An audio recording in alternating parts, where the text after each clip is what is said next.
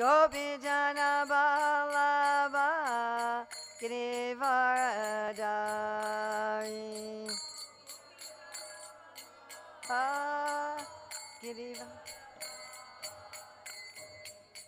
Gopijana Vallabha Girivaradari Gopijana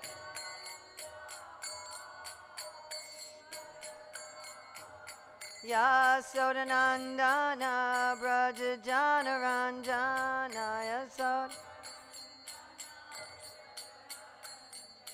Yasodanandana Brajajana Ranjana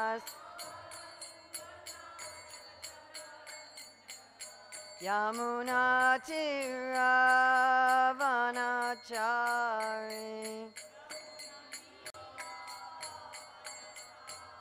Yamuna Tiravanachari Yamuna Jaya Radha Madhava Kunda Bihari Jaya Radha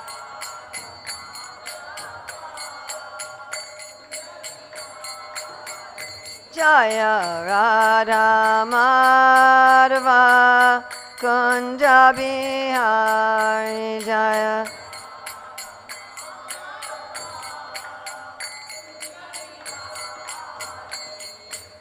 Gopijana Vallabha Girivaradari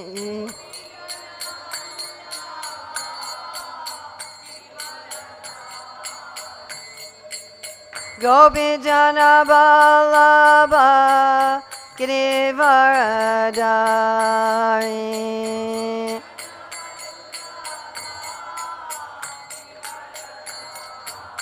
Yasodanandana Brajajana Ranjana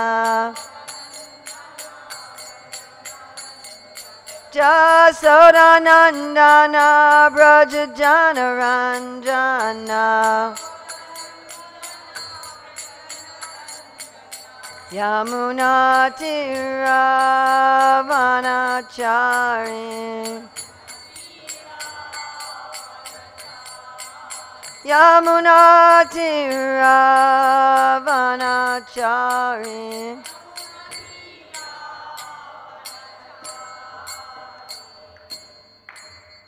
Jayam Vishnupad Paramahamsa Parivrajakacharya Astatara Satashri Śrīmad His Divine Grace A.C. Bhaktivedanta Swami Maharaj Prabhupada Ki Jai ISKCON Founder Acharya Srila Prabhupada Ki Jai Anantakoti Vaishnava Vrinda Ki Jai Namacharya Srila Haridas Thakur Ki Jai Prem Shri Go Shri Krishna Chaitanya Prabhu Nityananda Shri Advaita Gadadhar Shri Vasadi Gaur Bhaktivinoda Ki Jai Shri Shri Radha Krishna Go Gopinath Shai Mukunda Radha Kunda Giri Govardhana Ki Jai Vrindavan Dhama Ki Jai Mathura Dhama Ki Jai Navadvip Mayapur Dhama Ki Jai Jagannath Puri Dhama Ki Jai Gangamaya Jamuna Devi Ki Jai Bhakti Devi Ki Jai Tulsi Maharani Ki Jai Samaveta Bhaktivinoda Ki Jai Gaur Premananda. All glories to the assembled devotees. All glories to the assembled devotees. All glories to the assembled devotees. All glories to Sri Guru and Gauranga. All glories to Srila Prabhupada. Nama Om Vishnu Padaya Krishna Prasaya Bhutale Śrīmati Bhaktivedanta Swami Niti Namane Namaste Sarasvati Deve Gauravani Pacharni Nivasesa Nivadi Paskajade Satarane Vandeham Shri Guru Shri Yuta Padakamalam Shri Gurun Vaishnavamscha Shri Rupam Sagrajatam Sahagana Raganatam Vitam Tam Sajivam Sadvaitam Sadvadutam Parijana Sahita Krishna Chaitanya Deva Shri Radha Krishna Padam Sahagana Lavita Shri Vishakam Vitamscha Vanchakalpatrubhyascha Kripasandabhyebhata Patitanam Pavanevyo Vaishnava Namo Namaha Om Namo Bhagavate Vasudevaya Om Namo Bhagavate Vasudevaya Om Namo Bhagavate Vasudevaya January 7, 2019 in Chennai, and we're reading from Śrīmad-Bhāgavatam, Canto 10, Chapter 70, text which is Lord Krishna's daily activities, text 38. Tavehitam korhati sarveditam Swamaya yedam srijato niyachata. Tad vidyamanatsmataya vabhasate. Tasmai namaste swavilakshanatmane. Tava, your, ihitam, purpose, kaha, who, arhati, is able, sadhu, properly, veditum, to understand, swa, by your own, mayaya, material energy, idam, this universe, srijataha, who creates, niyachataha, and withdraws, yat, which, vidyamana, to exist, atmataya, by relation to you, the Supersoul, avabhasate, appears, tasmai, to him, namaha, obeisances, te, to you, sva, by your own nature, vilakshana atmane, inconceivable. Translation. This is Narada speaking to Krishna in the assembly house. Who can properly understand your purpose? With your material energy, you expand and also withdraw this creation, which thus appears to have substantial existence, obeisances to you, whose transcendental position is inconceivable. Purport. Srila Prabhupada explains Narada's realization as follows. My dear Lord, by your inconceivable potencies, you create this cosmic manifestation, maintain it, and again dissolve it. It is by dint of your inconceivable potency only that this material world, although a shadow representation of the spiritual world, appears to be factual. No one can understand what you plan to do in the future. Your transcendental position is always inconceivable to everyone. As far as I am concerned, I can simply offer my respectful obeisances unto you again and again. Were any of you able to listen with this whole little drama going on here? No? Let's read it again. Prabhu, can you just stop the drama for a minute? Prabhu, just stop the drama. Or do it over someplace else. Either stop, or I will stop. I'll wait. He's coming. Okay, maybe just close your eyes and listen. Just close your eyes. Everyone close your eyes and I'll read the purport again. Srila Prabhupada explains Narada's realization as follows. My dear Lord, by your inconceivable potencies, you create this cosmic manifestation. Okay, you can open your eyes now. Maintain it and again dissolve it. It is by dint of your inconceivable potency only that this material world, although a shadow representation of the spiritual world, appears to be factual. No one can understand what you plan to do in the future. Your transcendental position is always inconceivable to everyone. As far as I am concerned, I can simply offer my respectful obeisances unto you again and again. The word swa-vilakshanatmane also indicates that Lord Krishna has his own unique nature and characteristics. No one is equal to God or greater than God. Tavehitam korhati sadhu veditam swamayayedam srijito niyachataha yad vidyaman atmataya vabhasate tasmai namaste swavilakshanatmane. Who can properly understand your position? With your material energy you expand and also withdraw this creation, which thus appears to have substantial existence. Obeisances to you, whose transcendental position is inconceivable.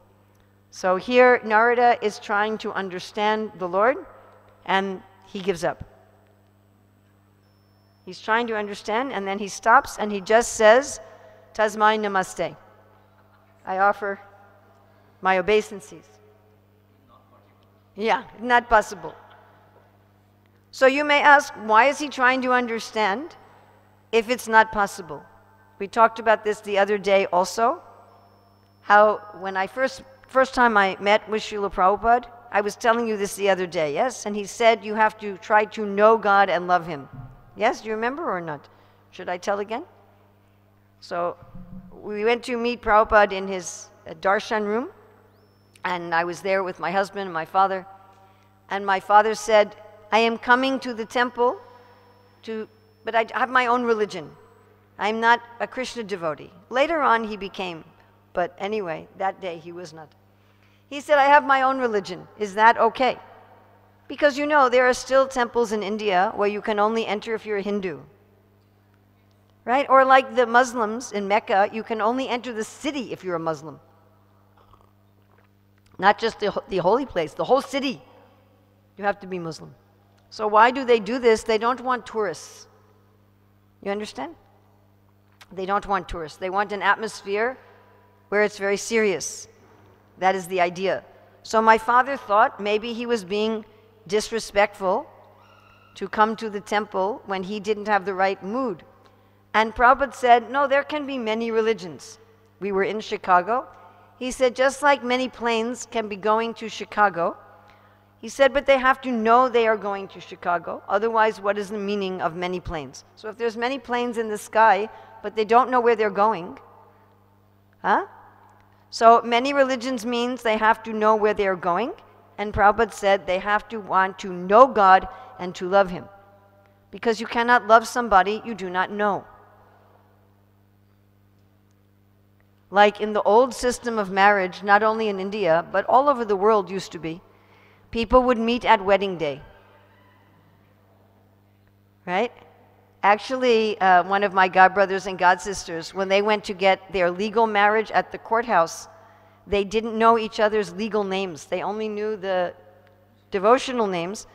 And so when my godbrother, Apurva Prabhu, when he was filling out the form, the judge said, so what is your bride's name? And he says, oh, I have to ask her. But used to be like that. I mean, in fact, I know another couple, and they are still married, Apurva and Kamalini. He's very famous, at least in North America. He's a very famous cook. They invite him to all the festivals. So I'm thinking of another couple I know, my godsister, Nadika Chandrika. She told me about her wedding, that her husband had told the temple president, I want to marry. And he said, oh, I have a nice girl for you. He did meet that girl just one time, like for 1 hour. Is this okay? He says, oh, okay. Okay. So then they said, okay, we'll have wedding tomorrow. So they come to the wedding, different girl. It was Nadika Chandrika, she's there. And he goes to the temple president, he says, this is a different girl. He says, I thought about it, I decided you'll like her better. They're still together after so many years, 30 years something. But used to be like that. People didn't know each other until the wedding. Right? I know of some people, I know of one couple, he was Indian. The man was living in America, and woman was living in India. And he came to India for the wedding. And right after the wedding, they get on an airplane, and they go to America. So in those old kinds of marriages, you got to know your spouse after marriage, right? Different system. But that love would have to grow gradually. You would not be able to be in love with your husband or wife first day immediately. I mean, Prabhupada said there was some psychology. That is why they would dress the bride very nicely. So as soon as the man would see this beautiful bride, he'd feel some attraction. But you cannot have actual love on that first day when you haven't met. Even we find like Rukmini, she heard about Krishna through Narada and through the other sages. And she said, by hearing about you, I have come to love you. So you please marry me. The point is, if you don't know somebody, there's no meaning to love. So in most of the religions of the world, first of all, they don't talk much about love of God. Mostly they talk about being a good person in the world or fearing God, isn't it? Yes? Whether you are Christian or Muslim or Hindu or Buddhist or Jewish, they don't talk much about loving God. I mean, actually in the Bible, in Judaism, they say a prayer. You should love the Lord thy God with all your heart and all your soul and all your might. They say this prayer regularly, but they don't actually talk much about loving God because they can't, because they don't know anything about God. Who is this God you're going to love? The Christians, they try to love Jesus, but very difficult to love God. So we have to try to understand something of God in order to love him. But this is the paradox, because understanding God is not possible. So then you may say, well, if understanding God is not possible, how can I love him? But the nature of love is also this, that love also flourishes in mystery, both. You have to know someone and there has to be some mystery. According to modern psychology, one of the reasons that people stop loving each other is they feel, now I know everything. I'm bored. Happens with the profession also. A person gets a profession and they learn and they become expert and then they become bored. Now I'm finished with this. I want to do something else. But with Krishna, there's always some mystery. You can know him enough to love him, but there's always more that you can learn. You never get to a point where you can say, I know everything about Krishna. A very famous prayer Lord Brahma says in the 14th chapter of the 10th canto, when he tries to steal Krishna's friends. And then when he comes back, he sees them again, and then they're all Vishnu. And then they're cowherd boys. And then they're gone. And he says in his prayers, other people may say, I know everything about God. For me, I cannot say this. I don't know anything about God. So this is the paradox. If we say, I know everything about Krishna, that is nonsense. And sometimes you see people who've grown up in Vedic culture or Vaishnav culture, they'll say like that, oh, I already know everything. Yes. I cannot learn anything. I know everything about Krishna. But that is not possible. Even Narada, who's Trikalaja, and he knows everything about everything, still he does not know everything about Krishna. Even Krishna does not know everything about Krishna. We are also like that. You know, what is very, very popular, people like to get their astrological reading or their palm read. And people enjoy not only hearing the future, they enjoy hearing about their personality. And if you think about this, isn't that a little strange? Just think about this for a minute.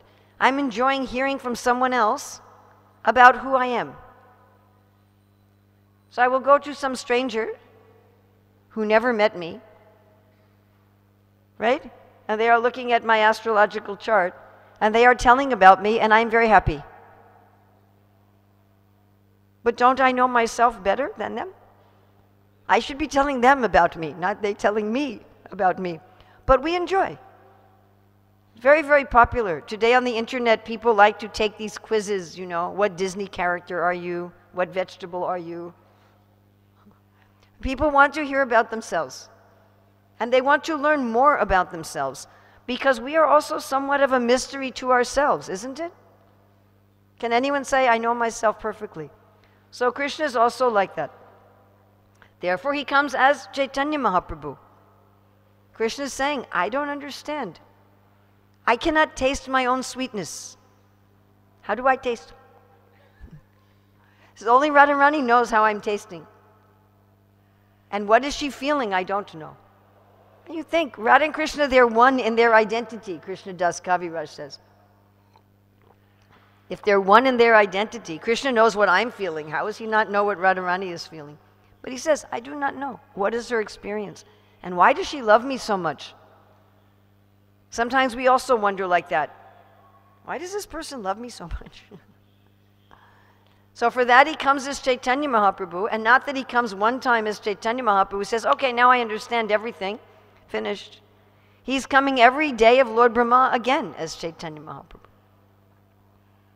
Because like Prabhupada says, Krishna's looking at Radharani and he's feeling love and he becomes more beautiful. And then Radharani looks at him and sees he's becoming more beautiful. Her love increases, she becomes more beautiful. And they keep having this competition of beauty and happiness. It's dynamic. So because it is dynamic, Krishna can understand as Sri Chaitanya Mahaprabhu what is his sweetness, and then again his sweetness expands. And Radharani is enjoying something more, and again he has to understand more. Spiritual life is not boring. It's not like, okay, now I know everything. And you find with these books also, you have all found with these books, you read them again and there's something new. You say, how is this possible? How is this possible? I'm not sure how many times I've read the Bhagavad Gita, at least 20, maybe 30, I don't know, so many times. And I taught it, I taught the whole Bhakti Shastri curriculum for 15 years. So not only reading, but I was teaching every verse. Every verse. And then I've taught Bhagavad Gita, just that part of the Bhakti Shastri curriculum, also many, many times in many Bhakti Shastri programs. And right now, in the mornings, I'm listening to Dravida Prabhu reading the Bhagavad Gita. And I heard something new. How is that possible? Where Prabhupada was writing in the purport that Krishna is sharing his 6 opulences with his devotees. How did I not hear this before? So always something new. Prahladananda Swami, he has read Bhagavad Gita, I think, 160 times. He's memorized. And he's memorized Krishna book also. One time it was a big festival, and those of us who were giving the seminar, we were the seminar leaders, we were all taking prasadam together, and Prahladananda Swami said, would any of you like to hear a chapter of Krishna book? And everybody says, yes, yes, yes. So he just starts speaking. And also I've heard Krishna book so many times. Again, I'm not sure how many times, so many. So I could immediately understand he was exactly the words. So why does he keep reading? Why is he reading Bhagavad Gita 160 times? And he's memorized, and still he's reading. Why? Because there's always something new. This is our experience, yes? Even in the Hare Krishna mantra, we're chanting the Hare Krishna mantra so many times. Yes? You cannot chant some ordinary song so many times. Or just some ordinary words, Coca-Cola, Pepsi, Coca-Cola, Pepsi, Coca-Cola, Pepsi. After a while, you cannot do it. It becomes boring. Even some people, they'll see the same movie 3, 4 times, but they cannot watch every day for a whole life. But we are seeing the same deities every day, same mantras, same books. So this is the paradox. We need to know something of Krishna, otherwise we cannot love him. But we can never know everything of Krishna, and we are always learning more, and therefore we are always loving him more. So let's look at some of these things here that Narada Muni is talking about. So here he's saying something. He's saying, with your material energy you expand and also withdraw this creation, which thus appears to have substantial existence. And Prabhupada, quoting from Prabhupada's Krishna book, he's saying, this material world, although a shadow representation of the spiritual world, appears to be factual because of your inconceivable potency. What verse in the Bhagavatam does this remind you of? The material world is a shadow, it's not factual, but it appears real. First verse in the Bhagavatam, 1:1:1. So the material world is not factual. What does that mean? Does that mean it doesn't exist at all? What does it mean? It exists like a reflection. So reflection exists, yeah? But if you have a reflection of an apple, can you eat the apple in the mirror? So it is real, but it is not what it appears to be. I'm sure you have seen sometimes animals that are fighting with their reflection in a mirror. You've seen? Cats do that. Most animals. Only a few animals can recognize themselves in a mirror. I think like chimpanzees. But most animals, they cannot recognize their own reflection. Huh? Yeah. So the animal thinks there's another animal. There's one Aesop's fable like that, right? Where the lion jumped in the well. That way the rabbit tricked the lion to jump in the well. Because he's seeing his reflection and he thinks, oh, another lion. So this material world is like that. It is real, but it is not what it appears to be. Maya, it is not what it appears to be. It is something different than what it is, than what it appears. Like I give the example when I went to China, I was preaching in China, 2007. So they have this sticky rice. In Japan also, very sticky rice. Like usually we like to make basmati, each rice is separate. The acharyas talk about how the gopis, when they cook rice, each grain is separate like they are enemies, it says. But there's also this very glutinous rice, sticky rice. So they make the sticky rice and then they shape it in different shapes. And they put different colors in it. So you think it's a different preparation. I thought, oh, this is halva with raisins. It was sticky rice with beans. You know, and I thought, oh, it's cake. And it was sticky rice. I mean, everything. I was thinking, oh, this is, and like all the preparations were just sticky rice. They all tasted exactly the same, but they looked different. So material nature is like that. We're thinking there's so many varieties here, so much different thing. But it's just chewing the chew, same thing, same thing, same thing, same thing. So it's not what it appears to be. Something different. And sticky rice, it has no taste. If you don't add other taste, it's like, Shiva Ram Maharaj explains, like solid air. Like you're eating just solid air. You know? So that's the material world is like. It looks like so many things, so many varieties, this and that. And it all tastes the same, and it all tastes like solid air. Huh? So it's something. It's something. But here it says, it appears factual because the Lord has entered it. The Lord is in this great universal body. He is the super soul, Kshirodakashayi Vishnu, within the Virat Rupa. So therefore, it looks very pleasing. It looks factual. And another thing Narada says here, your form is inconceivable. Your nature is inconceivable and it is unique. Of course, each of us are unique. Each of us has a unique form. In this life, we have a unique form. And our spiritual body is also unique. But the Lord's form is completely beyond any other form. Right? We were saying the other day, Advaitam Achyutam Anadim Ananta Rupam. His form is unlimited. So one of the nice examples is the Damodar Lila. So Mother Yasoda is angry with Krishna, and she's trying, that's a rasa also. But don't try that at home very much. But if you're going to get angry, better to get angry with Krishna, actually. Anyway, she was angry with Krishna, so she's trying to tie Krishna up and bringing more ropes and more ropes and more, taking the silk ribbons from her hair. And all the ladies are bringing ropes. And every time, just a little bit too short. Little. 2 fingers. Could not bridge that. And she was angry. And all the ladies were watching. And the ladies were doing what? Enjoying. They were laughing. Nobody likes to be laughed at. And so Mother Yasoda was angry. But then after a while, she also started laughing. When she started laughing, then Krishna allowed her to tie. But while Mother Yasoda is trying to tie Krishna, there was a belt around his waist. He was wearing a belt.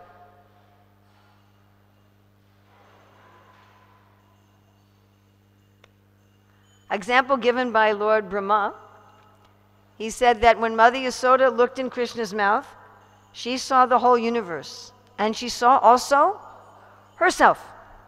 And Lord Brahma says, now she did not see a picture of herself.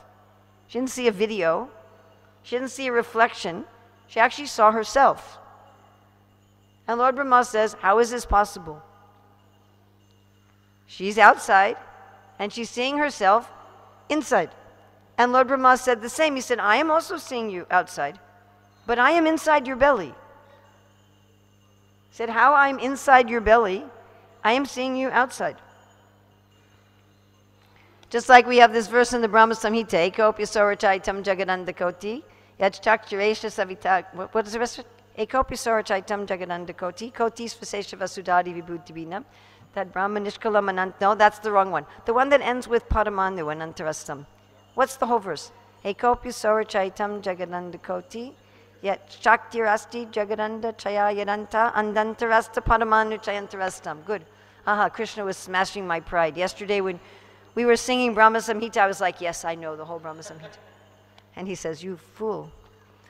So that verse is very nice because it is said that the whole universe, Jagadanda Koti, it is inside Krishna, as Krishna demonstrated to Mother Yasoda 2 times. And then Paramanu Andantarastam, Krishna is within the atom. Okay, so let's try to visualize this. So look at anything you like. It is made of atoms. Inside the atom, there is Krishna. But inside Krishna, there is the universe. And the universe is made of atoms. And inside the atoms, there is Krishna. Can you do that? Can you make a picture of this? So I can make a picture within Krishna, there is a universe. I can do that. And then within that universe, in every atom, there's Krishna. Okay. But then within Krishna, there's the universe again. How is he inside, outside?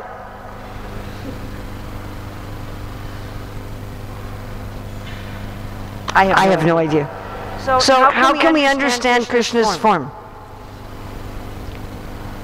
And Angani Yasis, maybe I can get this one right. Angani Yasis Sakalendriya Vrittimanti Pasyanti Panti Kalayanti Chiram Jaganti Ananda Chinmaya Sududra Vigrahasya. So each of his limbs can do.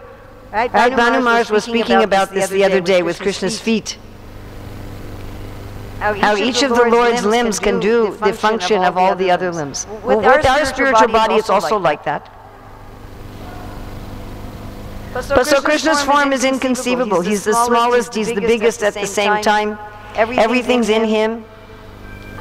But he's in everything. Right? Or that verse in the Bhagavad Gita, Maya tatamidam sarvam jagadavyaktamurtina matstani sarvabhutani nachaham te suvasita. So I like to tell this story. I was teaching this verse to my Gurukul students, and then we had break time. So some of the 6-year-old children, I heard them speaking, and they said, Mother Urmila, she doesn't know Bhagavad Gita. She doesn't know Krishna conscious philosophy. She's teaching us wrong thing. Because what is it with the translation of that verse? By me, in my unmanifested form, this entire universe is pervaded. All beings are in me, but I am not in them. So the children were saying, this is wrong. She's telling us Krishna is not in them. But we know Krishna is in our heart. We all know Krishna is in our heart. So how is she saying Krishna is not in them? She's wrong. Of course, the next verse in the Bhagavad Gita, Krishna says, yet everybody does not rest in me. So Krishna says, everyone is in me. Next verse he says, they are not in me. And that verse he says, I am not in them. And then other verse he says, Hridesh Arjuna Tistati. I am in everyone's heart. Ishopanishad, he walks, he does not walk. He is far away, he is very near. He is within everything, yet he is outside of everything. So this is paradox. And we see this paradox in this world. The Lord is all good, yet people suffer. The earth is solid, yet there are earthquakes. There are the seasons, you can depend on the season, but sometimes in winter there's hot day and in summer there's cold day. Paradox. So his form is inconceivable. Even his form as the universe is inconceivable. The scientists say they can only see 5% of the matter in the universe. You know that, yes? The scientists are saying 95% of the matter in the universe, we know it is there by its effects, but we cannot directly perceive it. We can only perceive its effects. So Krishna's universal body is inconceivable. Brahman is certainly inconceivable. Paramatma, inconceivable. What to speak of Bhagavan Sri Krishna, inconceivable form. And last thing Narada says here is your future plans. We cannot understand what are your plans. Actually, Chanakya Pandit says that you should not always reveal all of your plans. But very difficult to understand Krishna's future plans, isn't it? Very, very difficult. What does Krishna want? Sometimes he acts in some way that we're just like, this doesn't make any sense to me at all.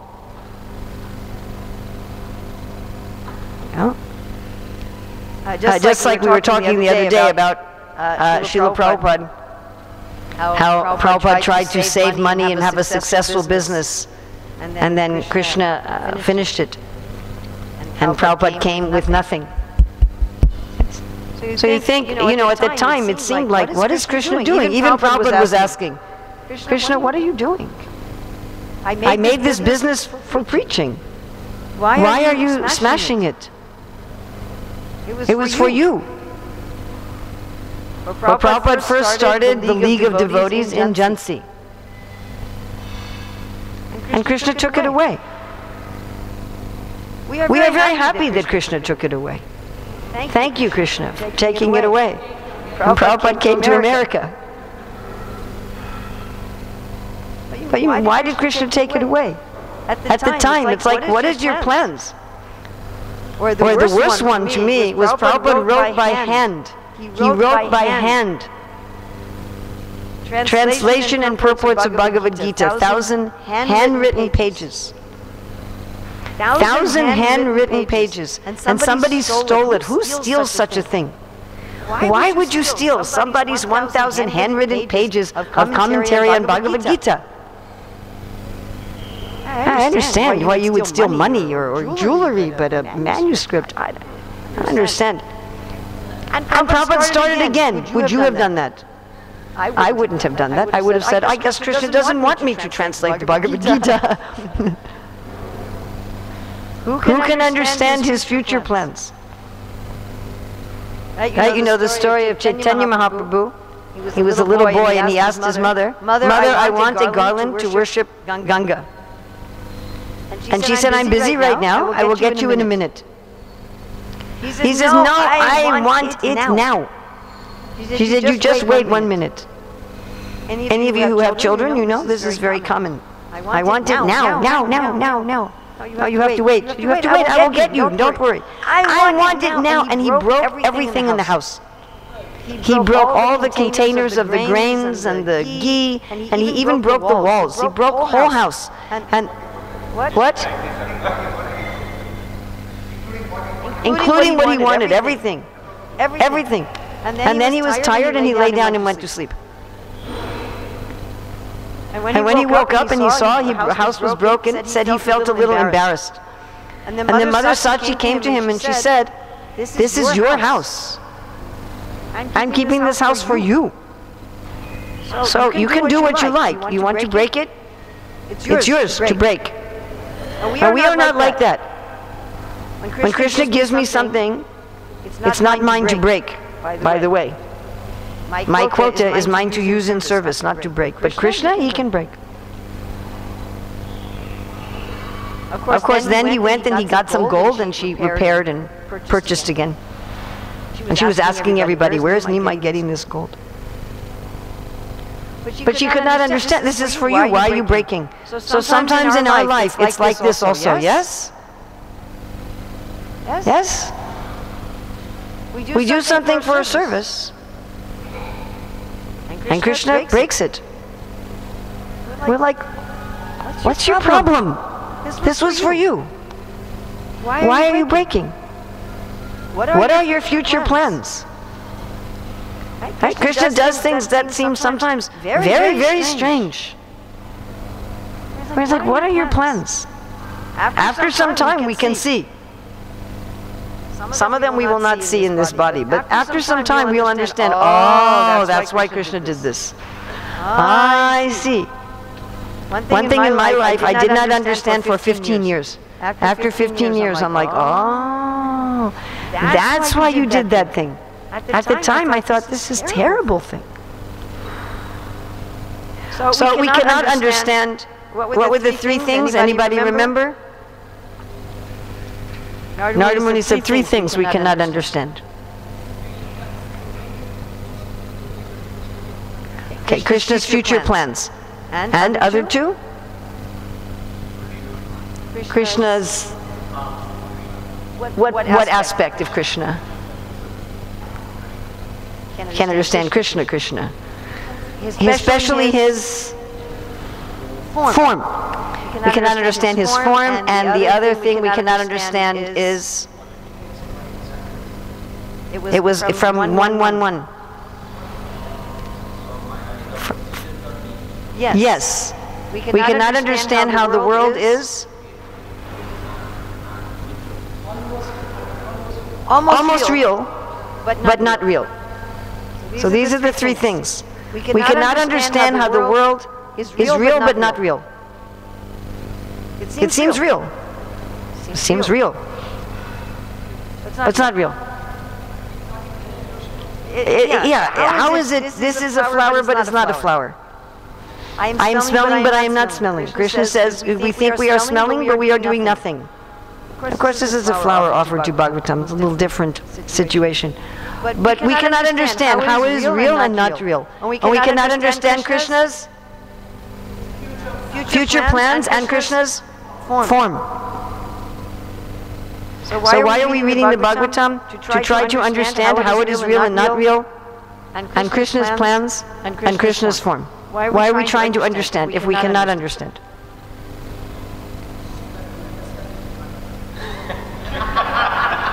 We are trying to understand so we will understand how we can't understand. I like this.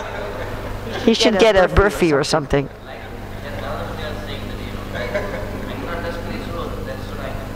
So I can pay obeisances. So we try to understand what cannot be understood so we can pay obeisances, and so we can develop love. I know that I don't know. But I have to try to understand what cannot be understood so I can develop love. When we talk about how the world is real and unreal, we develop love. When we talk about Krishna's form, the inconceivable nature of Krishna's form, we develop some love. Don't you want to meet this person? Don't you want to meet this person who is within every atom and the universe is within him? And he's wearing a belt, but he cannot be tied with all the ropes in the whole village? Don't you want to meet this person? Don't you want to meet this person who made this reflection that looks real? All the varieties of sticky rice. Don't you want to meet this person? Oh, this is cake. Oh, this is samosa. Oh, this is halva. No, it's not. How does he do that? Much more clever than the Chinese cooks. Then we want to meet this person, yes? Don't we want to meet this person who makes future plans in such a way that it is an unfolding mystery that we discover, and it's all exciting?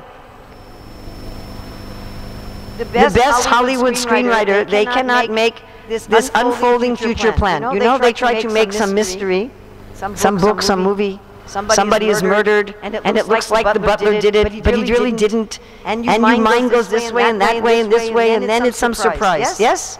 And everybody likes. They pay so much money. The movies are making billions and billions of dollars.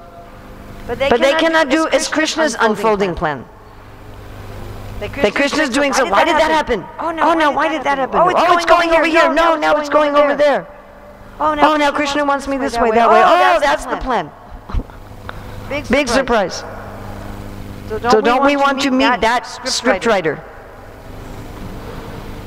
So we should be studying these not just for intellectual scratching. This is not just for brain scratching. That is another kind of sense gratification. Right? See if I can get this one right. Pantastu koti satavatsara sampagamyo vayor etapi manasom munipun so pyastiyat prapadasim niyavachinchitatve. So you can go at the speed of the mind, you will never touch the toes. But as soon as there's love, vedeshu durlabham adurlabham bhakto. Then we can know. So questions, comments, additions, subtractions.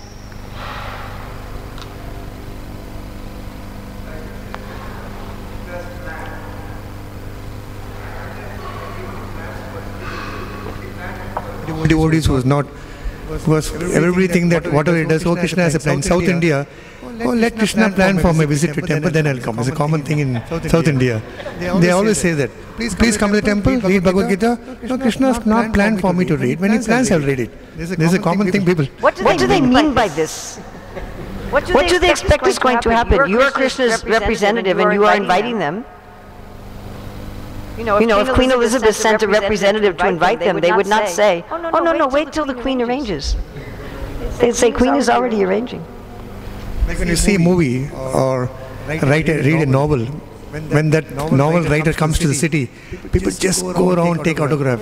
Similarly, we have that urge, oh, Krishna is there, it's cool when he comes. Even in metal world, they have that hiking for the hero and heroines. That's right. Yes, Prabhu. Sumitra was, his comments, like, materialistic person said that when Krishna will bring me in the temple, I'll come to temple. So it means they want to be like a robot. Yes. They want to be like a robot. Yes. Someone has to guide me. Then I'll come. Somebody has to carry me. Yeah. In my sleep. Yeah. That is just like saying, I have some tumor. When the doctor wants to operate on me, he will operate. The doctor has to come to my house when I am sleeping and give me anesthesia and operate on my sleep. The doctor has to work, not the person. The person does not have to go to the doctor. Of course, Jagannath will come to everybody. He will come. Home doctor. But you still have to call. I have never had a home doctor come to my house without calling. I knew you were sick, and so I came.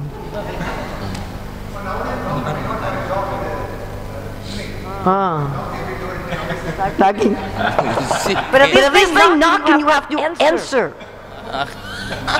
Yesterday, somebody just opened my door. Some man just opened my door yesterday, and I said to him, "Where were you born?" He says, "I'm born here." I said, "Here in India." I said, "Mother, father still living?" Said, "Mother." I said, "Your mother has taught you not to knock? You just open a door." What is this? You knock. And somebody has to open. So Krishna's knocking actually all the time. Prabhupada said 24 hours. Well, you have to open. Krishna will not force. I mean, if you say to Krishna, Krishna forced me, but you think about this for a minute. Because Prabhupada did say that, you can ask Krishna to force you. Be very careful about this, please. But what does this mean? If I say, Krishna forced me, then I am really saying I want. You understand? Does everybody understand this? Like if I say I want to go to the gym, but you're going to have to force me. You're going to have to come to my house and drag me to the gym. But I am asking you to drag me to the gym. So you are not really forcing me. Everybody understand? Krishna will never force somebody against their will, because that is not love. So Krishna's plan is for all of us to attain Krishna Prema right this minute. That is actually Krishna's plan. She becomes scared. That is Krishna's plan for everybody, that we should be. He doesn't want us rotting in material consciousness for even one more second.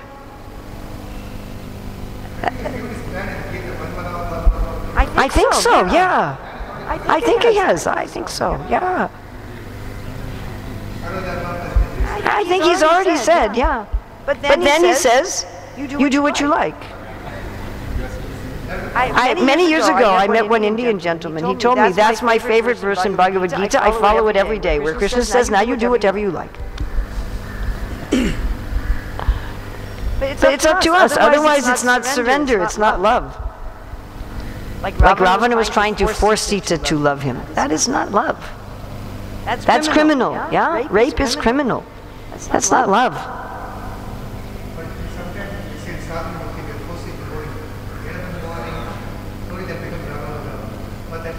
They don't have to live in the ashram.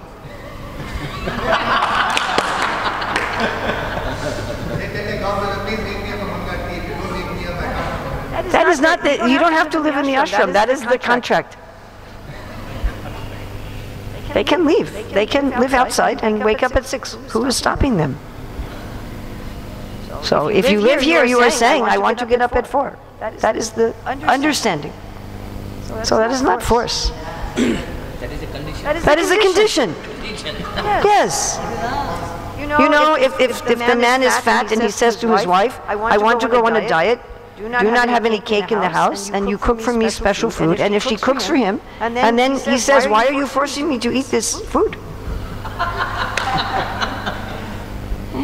Understand this. So you say, I will surrender when Krishna wants. Krishna wants now. He doesn't want us to wait. We are wanting to wait. We are saying, well, later. I'll surrender this thing now. Okay, this I'll surrender. But not this. This later. So that's my plan. If Krishna wants me to come to the temple, he'll make a plan. He's made a plan. I am asking you to come. That is the plan. Let Krishna open my eyes, then I'll see. Common saying in Tamil. I'll come. He's saying, open your eyes. When they come to temple, they close eyes. I mean, it is true. It is true that we are dependent on Krishna's mercy. That's a fact. That is a fact. We are dependent on Krishna's mercy, but you don't get Krishna's mercy by sleeping in your bed. That's a fact. Just like, you know, when I was a teacher, if the child comes up to you and they say, my dear teacher, I do not know how to do this mathematics problem. So the first thing you ask them is, did you read the instructions? No. Then the teacher will not help. Go back to your desk and you read the instructions. Always it's like that. Then again they come. I need help. Did you read the instructions? Yes, I read the instructions. Did you try the problem yourself? Did you try to work it? No. Go back to your desk and you try. We're talking about a relationship of love, and we have offended God. I don't think we really understand this. We are the offenders. When people say like that, it's just like, okay, let's say somebody offended me. Has someone offended? Who has had someone offend you or disrespect you or cheat you? Has anyone? You've had anybody lie to you, cheat you, offend you in your life? Who has had? Somebody. Some of you have never. Nobody's ever cheated you or lied to you, or okay. So if that person wants to have a relationship with you, if they come to you and say, I will have a relationship with you when you want, you may already want. Especially if that person was your brother, your sister, or something, your child, you may already want. But they have to rectify, yeah? They have to do something because they have hurt you. If somebody has stolen some money from you, let's say your brother has stolen some money for you, cheated you in business, and then comes and says, you know, whenever you want me back, I'll be back. You're like, well, wait a minute. Of course I want you back, but you cheated me. How do I know you want the relationship back? We're always thinking, can I trust God? And He's looking at me and saying, can I trust you? So our coming forward is to show Krishna, I am sorry. I really want the relationship back. Only it's true, only Krishna can open the door. Only the offended party can open the door. That is true. But the offender must approach the offended. That is also true. We are the offenders. That is true. We cannot enter unless Krishna opens the door. We cannot force our way to Goloka Vrindavan. We cannot force our way to Krishna Prema. That is absolutely true. But Krishna will not open the door if we are not humble and we are not doing some service. We have to show at least. If a man has so many affairs, some man has had 50 affairs, he cannot just come back to his wife and say, let me back in the house. You know, only crazy woman will do this. I mean, Krishna's not going to do this. The wife will say, you have to show me that you have stopped this habit, that you actually want me. And he cannot say, well, here's a diamond bracelet, here's some flowers, okay, open the door. He cannot buy his way in. He has to have some change in the heart. Yeah? So when we first come to Krishna, he gets very excited, and we get a big taste. And then he says, now test. So we have to do some tapasya. Krishna always wants. Krishna wants our relationship immediately, but we have to want it, huh? We have to want the relationship. So we need to. That's why we're studying. That's why we're taking our time to study the Bhagavatam, to chant our rounds, to follow the regulative principles, to worship the deity. So many things. What are we really saying? Krishna, I'm sorry. I really want to love you. I really want to serve you. I don't want to offend you anymore. I don't want to offend your devotees. I want to please you. I want to please you. We are demonstrating this by our behavior. And then after a while he says, okay. You can come in. Yeah? Okay, thank you very much. Srila Prabhupada Ki Jai.